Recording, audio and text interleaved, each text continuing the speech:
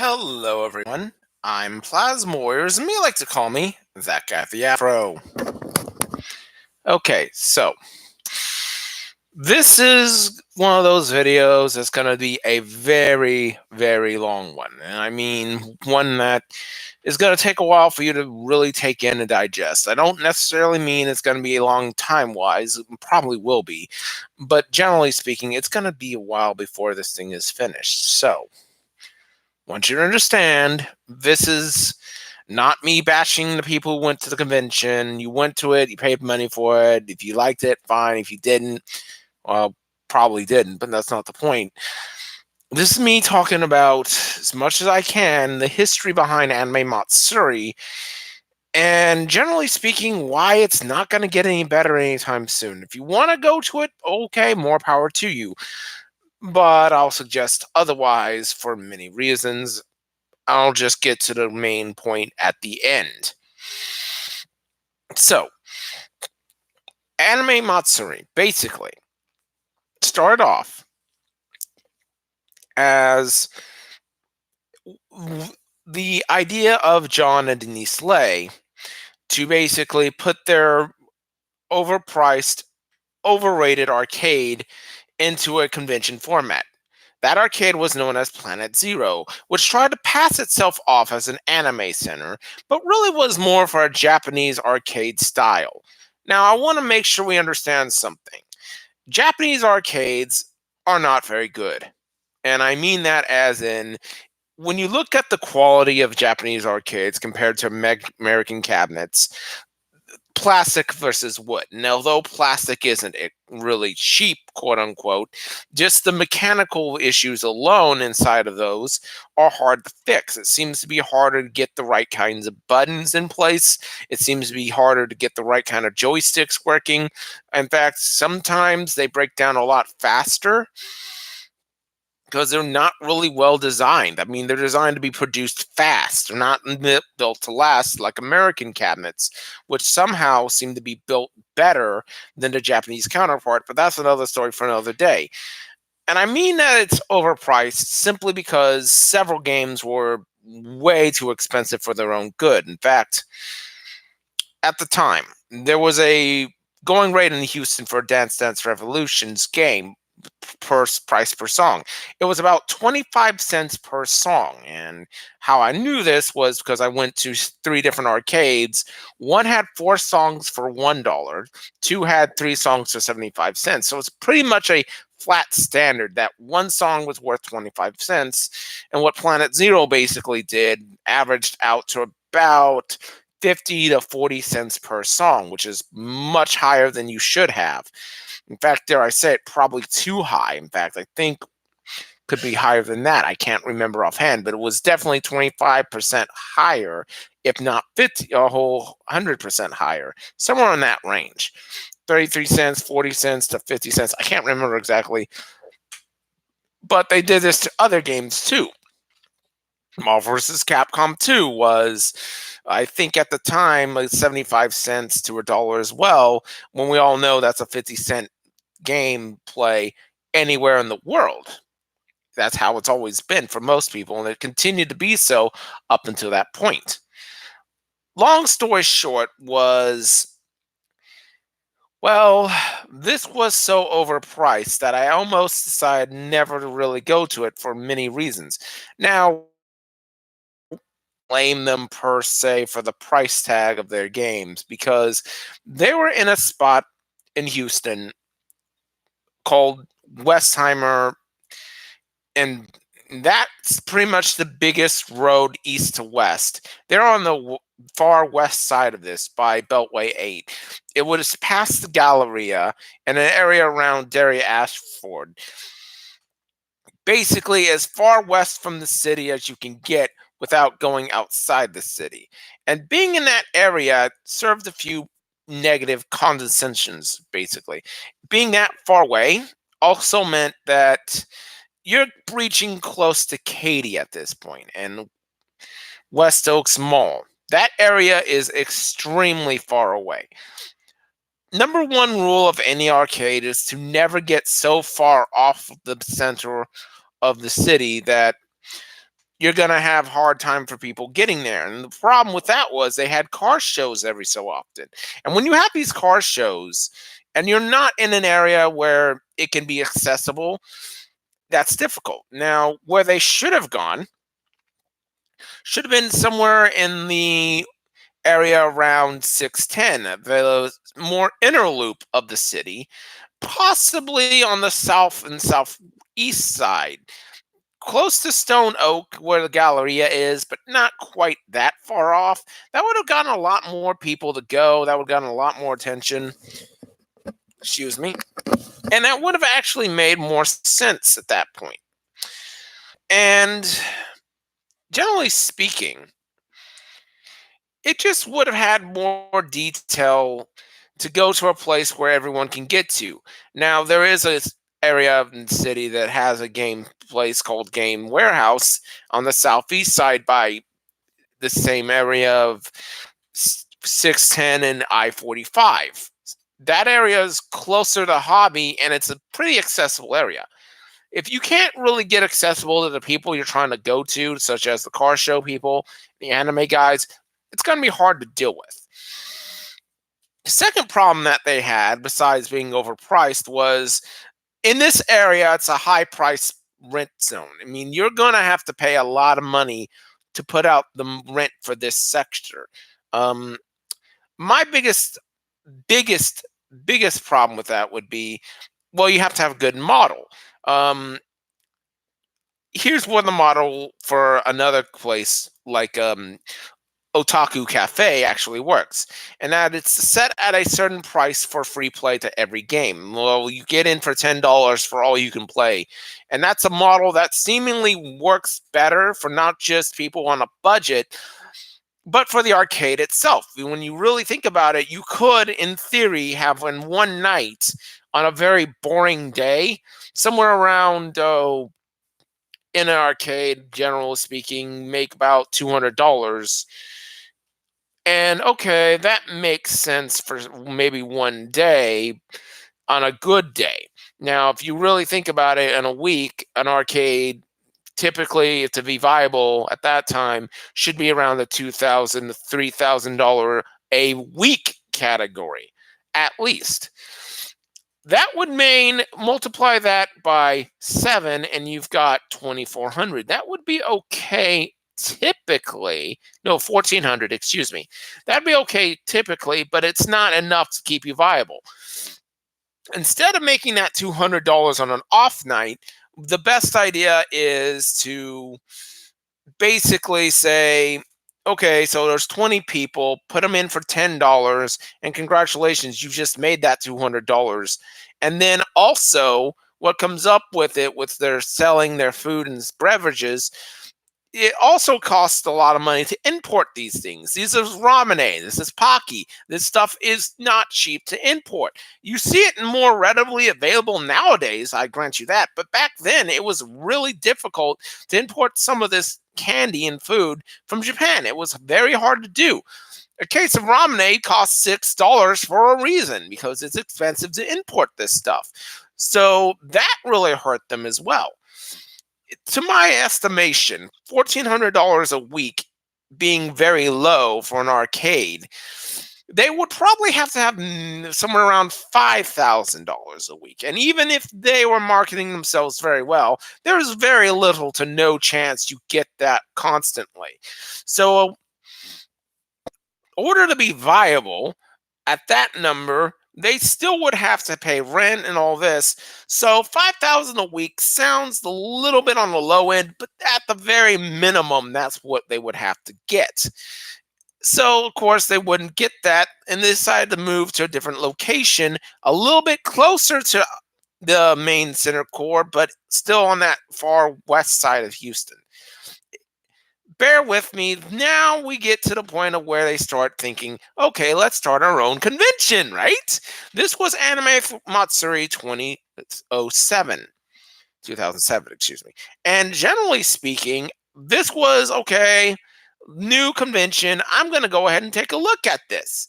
Well, ladies and gentlemen, allow me to say that whatever you wanted to do wrong at a con, it happened, except for the guests. The guests I at least give credit for had a good amount of people. Um, I would say that a few things need to be addressed. First off, whenever you don't have signs and programming in your area to show what's coming up in a certain event, that's a major issue. And it was something that I couldn't believe.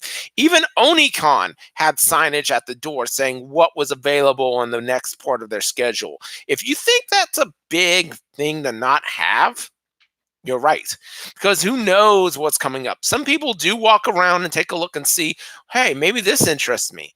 And again, I would like to say this.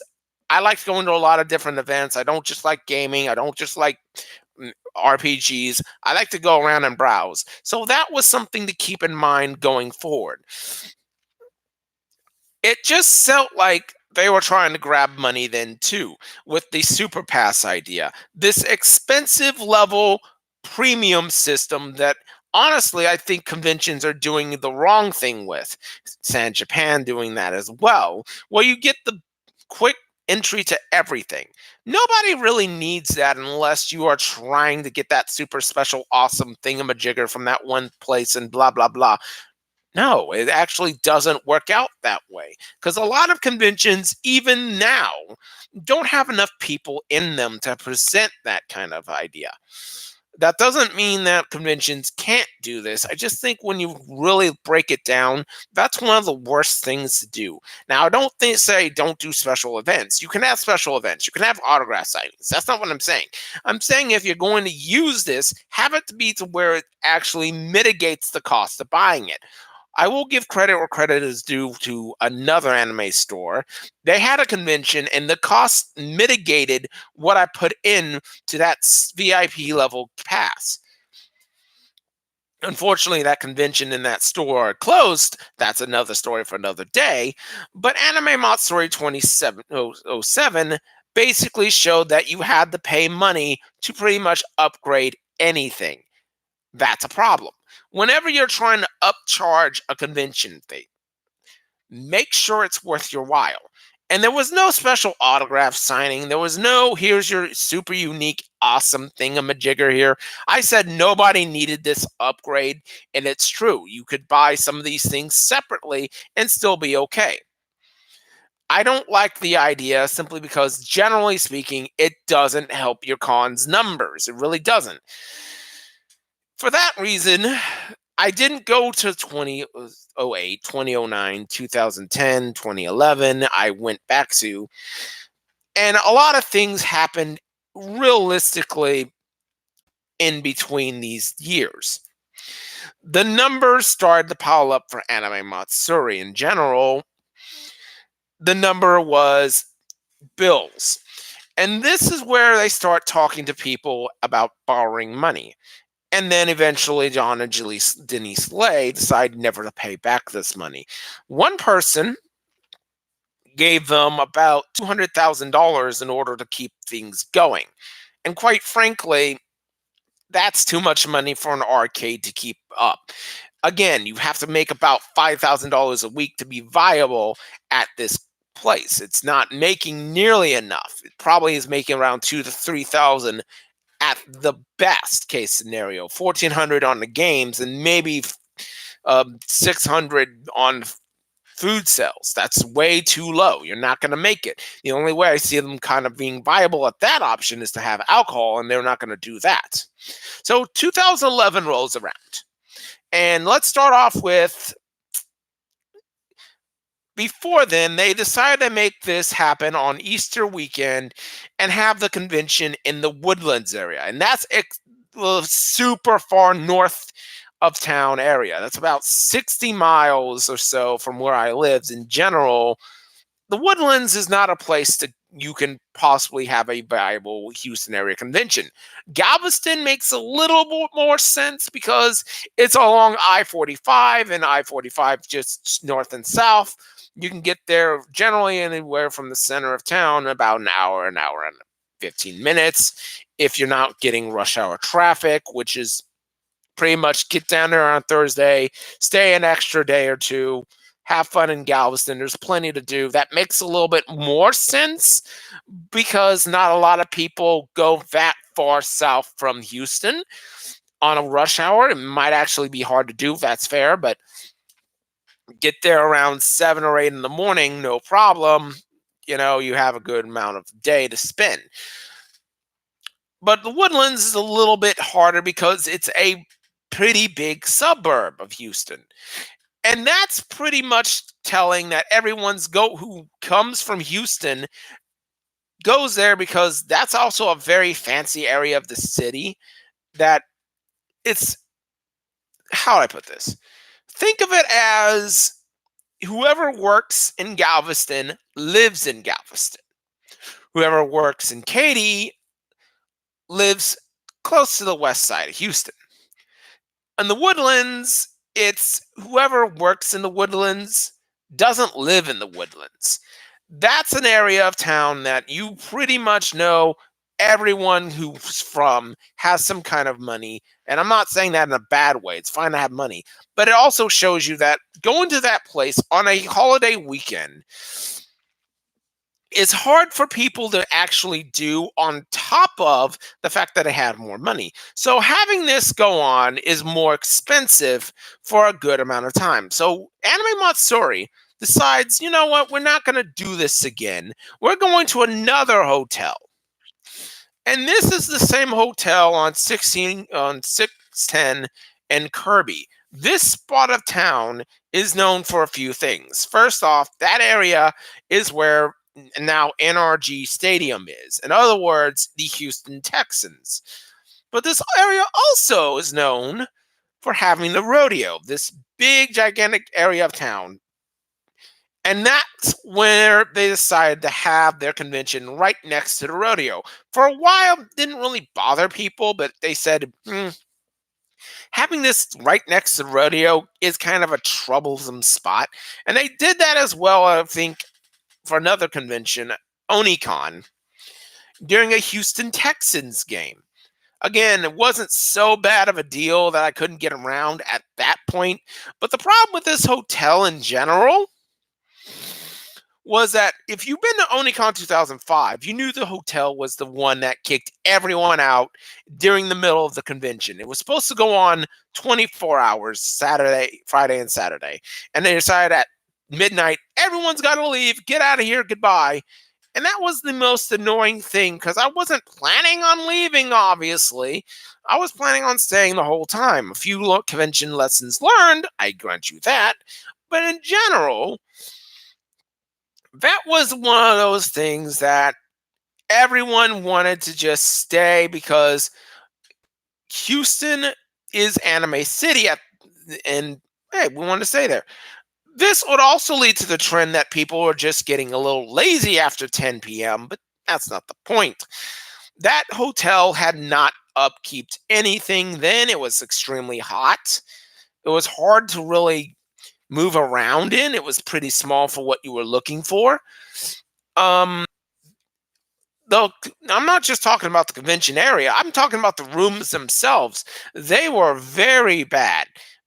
And I didn't stay at that hotel. I stayed at a hotel across the street, which was probably a good move on my end because they also offered free continental breakfast. Anytime you get a, by the way, rule of conventioning, if you're going to go to a hotel, try to find a place where they have free breakfast. Trust me, the $5 or $6 usually saved there really pays for itself, especially if you're going to like a Waffle House or an IHOP, which now you're going to the $10, $12 range.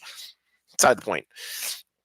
So they go to this convention hotel, and the same thing happens. Things are terribly done. The area is just not well kept. And it's now during the rodeo, which people had a problem with. This is also a bad timing event for another reason. This happened the weekend after the Japanese earthquake and tsunami. And you think for a moment this would be a galvanizing force that everybody would get together and actually relate to. And it didn't really happen. In fact, the only thing that I believe somebody actually did at the convention. I'll give Anime Matsuri credit for this. Is on the back page of their program for that year. They did have a Help Japan picture, the famous one where the person is radio testing this young girl for any kind of problems. Just making sure that this is not a big deal. It's such a famous thing that people use that over and over on CNN to kind of make sure things aren't going wrong. Again, there was a big disaster, not just the tsunami, but then fallout from the Mafusaziki Daiichi power plant. I hope I'm saying that right. The nuclear power plant that exploded, and at least they salvaged some things. They didn't save the whole entire building, obviously, but they kept the disaster from getting worse. That was the only time that anyone ever did anything at that convention. And it was disappointing because I was talking to the guests, and they didn't seem like they really brought anything out. Um, by the way, just for a reference point, Galactic Spin, I'm hoping I'm saying that right again. I don't know Japanese brands' names in English, obviously. They went to that year's convention, 2011, and of course they went in 2019. Again, I understand this is a business. I'm not going to try to gripe at people for who their band book and all that. But generally speaking, at that moment, it was their disaster. And these are the most meaningful words I ever said at a convention. And I will say it to this day. Nobody echoed this sentiment even closely. So I said this, and I quote, in this tone I can remember because it was that clear to me. I'd just like to let the band know that our thoughts and prayers are with the people of Japan, and that those who have lost their lives may rest in peace. Yeah, not a single thing was even close to that tone the whole convention. And that's when I decided, not just because the con was bad, not just because the people around it were just lazy, not just because the future of what we're about to find out was horrible. I would never go to that convention again. Nobody, staff, guest, even an attendee other than myself seemed to even care at all. No one. And I'm not saying that as somebody who's been through convention after convention after convention. I'm saying that as a human being. It felt like no one really cared. I mean it. And so I lost a lot of respect for a lot of VAs. The staff was already on my bad list to begin with. Now they're completely out of it. And it's hard. And I'll give Galactic Spin credit. They saw what happened to us here in Houston. I live in San Antonio now, but I'm a native Houstonian, and said, we're going back. We're going back to Houston for them. So I will give them credit. That band, even though had a big issue to deal with in 2011, actually cared enough to return for the city of Houston. It's not necessarily because Anime Matsuri, it's because of Houston. So I give them credit where credit is due. They are a great band. Their music is pretty good. If I can link it to you guys in a moment, I will. Go check them out. Definitely support them. So now I start moving to San Antonio. And Planet Zero, I believe, opened, I think, 2005. So it was a pretty decent run of, say, 6 or 7 years. And then they decided to close down. Now, everyone was so, oh no, Planet Zero's closing. Oh, woe is me. I'm so depressed. This is a guy who's been through arcades for decades. And I'll tell you right then, no, I was not happy with Planet Zero at all. The one time I felt like they tried anything was when they actually finally decided to put in Capcom versus SNK 2, although it was the Japanese version. I'll say it right now. For someone who's actually played this game for at least 14 years. If you want a copy of Capcom versus SNK 2, get the American arcade version. These sprites are better animated. You don't see a lot of pixelation there. The sound quality doesn't skip so much. It's just a better system for you. And I'm saying that even with the PS2 era game. Get the American arcade cabinet. That works out better for you. If and when you can, of Capcom versus SNK2. It took them 4 years to get that, and I'm thinking this is the biggest game in this city by far. If you want to play arcade in Houston, if you want to put yourself up, get Capcom versus SNK2, because that thing alone will make you more money on a Friday night than DDR will. Trust me, just advertise it. You'll see what I mean when you actually get that in your arcade. To the point, though, when they closed down, they just said, okay, we're sorry, we have to close. I didn't like them to begin with, and I thought they were the most overrated part of this entire convention universe. When they closed Anime Matsuri, I mean, Planet Zero closed. I'm hoping they close Anime Matsuri. They're getting to it. I'll get to that point in a moment. I didn't care. I didn't shed a tear. I wasn't happy. I wasn't sad. I won't miss you. Goodbye. And that's when the red flag should have started flying. Let me make it clear. Conventions do not pay for themselves. I've said this over and over again. I'll say it now. Where the arcade didn't seem to pay for itself. Definitely should have closed a lot sooner, but I'll digress. This is the point where you don't hear very much about Anime Matsuri. It's just there. It's just a con. Okay, let's go to it. The next big problem really came out, I think it was 2015, excuse me. 2015, I'm trying to make sure this was the year. It was the first year of Dragon Con for me. This year before this one. That's 2016. Yeah, 2015. I'm sorry. I'm making sure of this. So this is, again, low budget YouTubing. Ooh. Was when they decided to go ahead and tell people we're offering you free passes to Delta HCon, a very small but very good convention in Houston, ran by another group of people. This group of people started off at University of Houston and decided to move. So I'm not sure it was a bad move because U of H is closer to center of town, but it didn't really have many places to stay. So, okay, I can see that expanding a little bit. Of course, this is a small convention. You can't give out hundreds of passes just because. Although I'm pretty sure they could do with a little bit more of a pass help, or at least try to get people to go to different events and spend money.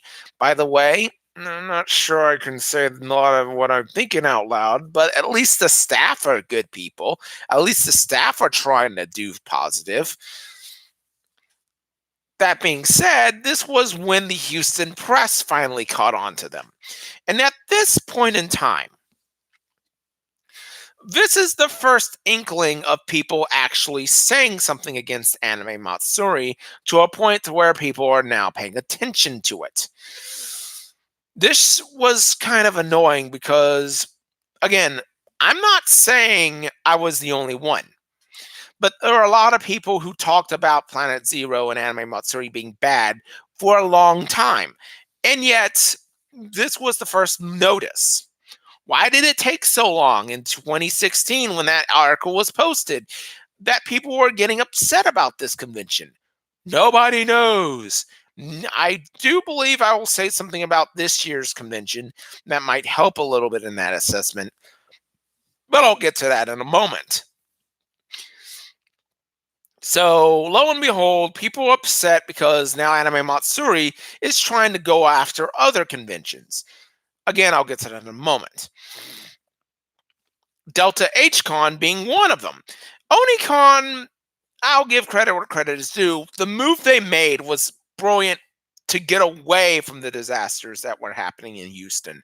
And again, not all of it is the convention's fault. Some things about Houston just don't make sense for cons. A lot of that has to do with Sentai Filmworks. Basically, we don't really care. They didn't really care back in 2005 and 2006 with ADV films. Trust me, I've even asked point blank Matt Greenfield this question, and like, nah, we do that anyway. No, you don't. Trust me, you don't. You don't actually put together conventions. You just show up and get your paychecks. Again, that's not necessarily a bad thing. It's just also referencing that you guys clearly don't care for your own city, which is kind of a sad deal. Moving forward back to where I am, 2016 was, of course, the year things start to fall apart, and for good reason. Let me say it like this. Anime Matsuri, 10 years down the line, has not improved. That being said, what happens during this time when we get to 2006 and 2007? The Lolita scandal. 2016, 2017, now it starts to break out. I'm sorry to say this, my math is getting a little harder to do when it's been on for 30 minutes. In 2017 and 2018, we start hearing about this. We start hearing about the Lolita scandal at this point. Now, I will make this very clear, and I'm not saying this to be mean. I'm not saying this to be condescending, but I really didn't care about the Lolita scandal because I'm not a Lolita. Go figure. I really don't have any interest in anime Matsuri at this point, so I've moved far and beyond this point, and I'm done with them. That being said, this is when things start to take a turn for the nightmarish. Anime Matsuri basically starts attacking everyone they don't like. And of course, we all know what happened at that point. Probably a little bit of mediocre rise for a YouTube channel, but it makes sense. When Scarfing Scarves decides to call out Anime Matsuri for their BS, that's when they were hit with the cease and desist order. And this is where things start to become more and more clear. Now people are getting annoyed at Anime Matsuri. Now people are upset that they're doing things that they're doing. And I'm starting to wonder, what exactly is the problem here? What are John and Denise Lay trying to hide? Because the Lolita scandal, although it was there, obviously started to make points that everyone was getting angry at this group. And it wasn't just the hardcore con-goer. It was people on the outside. Unfortunately, this is where things start to get even worse. Because, dare I say it, unless you're an analytical media person or someone with their own YouTube channel, such as myself, like, share, and subscribe, do it. I already shared my feelings in my last video about things. You're not going to call them out on it. And again, this is what I said about when it happened with San Japan. Me, I like doing live videos. I like being realistic because some technology is starting to alter voice and facial recognitions, and we're seeing that go on. I told them, I'm a public person because you don't get any fakeness from me. And this is the point here and there. You won't get anything fake from me while I'm talking to you. Why I say low budget YouTubing is because I actually want people to know it's me and not some edited voice thought out every single second's got to be scripted moment. To the point. At this point, now they're starting to attack people who are just trying to bring light to the situation. So, Scarfing Scarves wasn't the first, but it was the most notable. And 2018 ended up being even worse than I thought it would be. Now, I won't say their name out loud because this is a group of people I actually know personally. But one particular fan group was going to do panels all across the convention because might as well, right? Unfortunately, they had to cancel due to a family emergency. And we all understand that. Guests cancel for family emergencies all the time, right? They cancel because they have people needing to go somewhere. Their grandfather's on their deathbed, for crying out loud, this leader of the group. And sure enough, they had to cancel everything. Of course, Planet Zero's main funders, Don and Lee Slay, who decided to run Anime Matsuri, are now considered deadbeat on their rent, pedophiles. What can they do to make things worse? Oh, allow a Nazi cosplayer to take over said person's panels and utterly ruin someone's reputation. So let's get this out of the way. I'm not saying you can't cosplay certain things, but Nazis are one of those things you should do. Have some common sense. So let's end it here. It is. Right now, they are deadbeat on their rent pedophiles who allow Nazis, not necessarily literally, to take over events during their convention.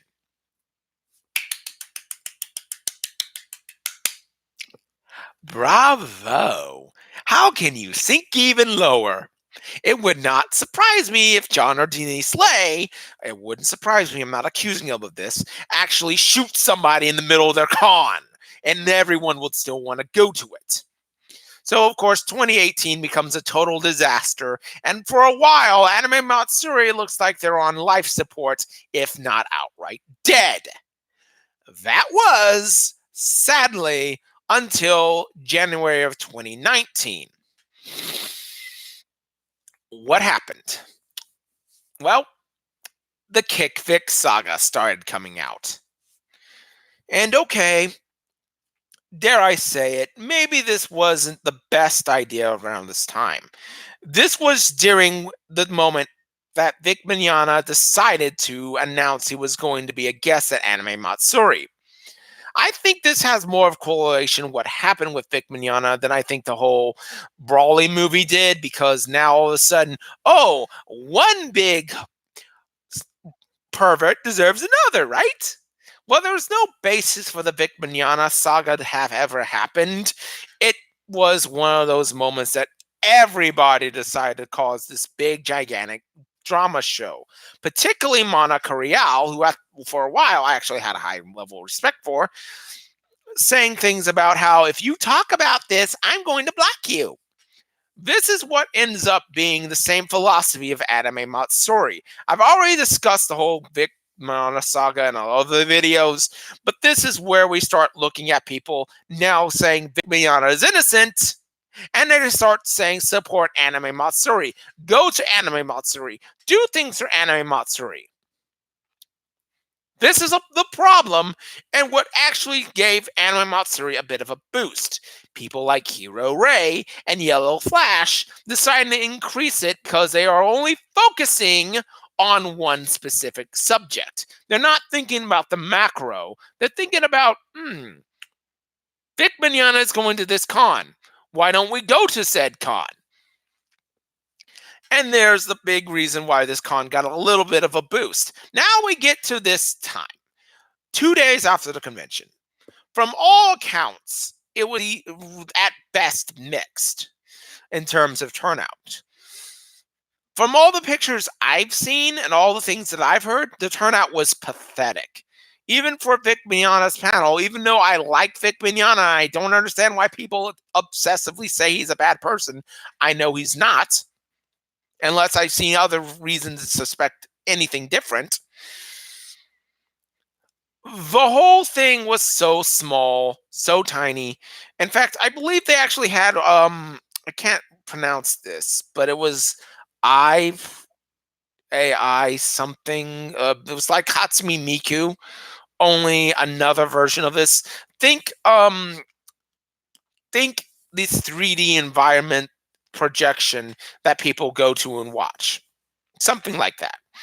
The stage was too small or something. When they canceled, that was the first domino to kind of fall, where other things keep happening about refunds and all this. I'm not going to get into that. Like I said, when a guest cancels and you decide not to go to the con, well, I'm sorry if you paid something extra. If you paid for the con, you still have the ability to go to that con. I've already said that.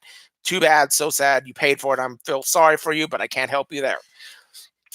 If there was another event, then okay, you're entitled to a refund to that event. So everyone is saying, at least those who went, said that the con was just terrible, bad, horrible. Don't go there ever again. You do this, you do that, and it's not working for you. I'm going to be as honest as I can when what I'm about to say. Anime Matsuri's size should be drawing about, we'll see the numbers officially when we get to it, should be a drawing about 20 to 25,000. Same with San Japan, and it's not drawing that amount. It's getting closer, but not close enough. And I'm going to have to say, from what I've seen, they probably got around the 8 to 10,000 range maximum, which is way too low for the convention center. Those are numbers you want to keep at a smaller venue. Props again to Onicon for going to Galveston, having a smaller venue, and it still feels like they can put more people in it. Otherwise, you're never going to get any kind of profitability. For that reason, here we are now. Aftermath. And that people are so tired of Anime Matsuri, they're just saying, we don't want to do this anymore. Well, it's about damn time. Anime Matsuri has failed on every level for the past decade and a half. And I'm not here trying to say you're bad people for going to Anime Matsuri. I'm just saying, look, you know this is going to be bad. I know it's going to be bad. Everyone around you is telling you it's going to be bad. The only people who should have ever went to this one were the people who stand with Vic. Again, it's sad that people don't look at the macro when they come down to these conventions and just say, Vic Mignogna's there, go. Sorry, Hero and Yellow Flash. No, you don't go just because of a guest. You go because of a convention. The only time I've ever went for a guest was Chuck Norris for Comic Palooza. Oh yeah, I took that photo op. I'll spend the $125 to shake hands with that guy. Otherwise, it's not really worth dealing with. And unfortunately, this paints a bad picture of Houston area conventions, and in some cases, Texas cons in general. People at these conventions and who run them aren't trying to improve. Onicon is a decent convention, but its staff are kind of like, we don't want to really do any public outreach. Big deal. Delta HCon, small as it is, has a good staff, but doesn't have the ground game it seems to improve, which is kind of a disappointment. And lo and behold, Hurricane Harvey did screw up a lot of things to the point where Anime Matsuri moved to last weekend. And now they're deciding to move 2019 to the second weekend of July. Now, this is, of course, trying to push out Delta HCon, but Delta HCon's span of time has been pretty consistently lenient. They've done it in July, they've done it in April, May, they're doing it this year in September, so there's no real problem for them to kind of mix and match where they want to go. I grant you that. Onicon is now more toward November than it is October. It's not bad. Again, Hurricane Harvey screws everything up, but I'd rather see a Delta HCon move a little bit closer to that June, July area if they can. They're not going to be able to do so this time, but at least they have the flexibility. Onicon cannot say said thing. It's pretty much stuck at this late fall festival, which is fine. There's nothing wrong with that. They're trying to do that to squeeze out the competition. The problem with this is it's too close to Anime Expo that a lot of people will want to take the time to go to that. I personally want to keep my 4th of July's in 4th of July territory, go out, shoot fireworks, have fun with friends and family, barbecue. That's what I would prefer to do. But I can see people going to Anime Expo at that point. So I'm not sure that I would take the money and go to Anime Matsuri simply because there's not enough value for that. I'd rather go to other conventions. I'd rather go to Onicon. I'd rather go to Delta HCon. And in case of this, I'd like to bring up San Japan, which again decided to move to Labor Day weekend. At the time, I thought it was a good idea, which clearly hurt their numbers, which clearly now knows that reasons why, other than they just decided to screw me over. See this? That's where I'm going at Labor Day weekend. That is going to be my next convention, by the way, in Atlanta, Georgia. I'll get to that point later on when I get closer to it. But generally speaking, going closer to Anime Expo is going to cost another good amount of vendors, good amount of people who are hardcore anime fans. It's just people don't want to go there at that point. So, hopefully, I broke it down in a lot more detail than I should possibly have done. But generally speaking, Anime Matsuri was bad when it first started. It was bad when John and Denise Lay had their arcade. It was bad when they actually decided to move to a different location. It was bad when said location was garbage and at the wrong time and not doing anything for a natural disaster that hurt Japan. It was bad with the Lolita scandal. It was bad now. I can keep going on and on and on and on and on, but I've already spent nearly an hour, close to 50 minutes talking about this. So I'm not going to give you the whole picture twice. I'm just going to say this. You can look up anything about Anime Matsuri trying to censor people, which I've seen go on. You can look up anything about Anime Matsuri harassing Lolita guests. You can look up anything about Anime Matsuri's bad business deals. You can look up John and Denise Lay. I even put John Lay as my second dumbest person of 2018, and you can keep going on and on and on and on and on and on, and all you're going to find is bad. Bad, bad, bad. So, what do? Obviously, don't go to that convention. That's the easiest first step. But I'm going to implore you to try to do other cons. Go to Delta HCon. Go to Onicon. Go to International Magical Girl Day, which is starting to look very impressive, by the way, for a 2-day event. Go to these smaller area conventions that work, that improve, that change their details. If you really want my opinion on Anime Matsuri other than it sucks, just don't go to it. That's the easiest answer for anything. But also, if you're going to these smaller conventions, do yourself a favor.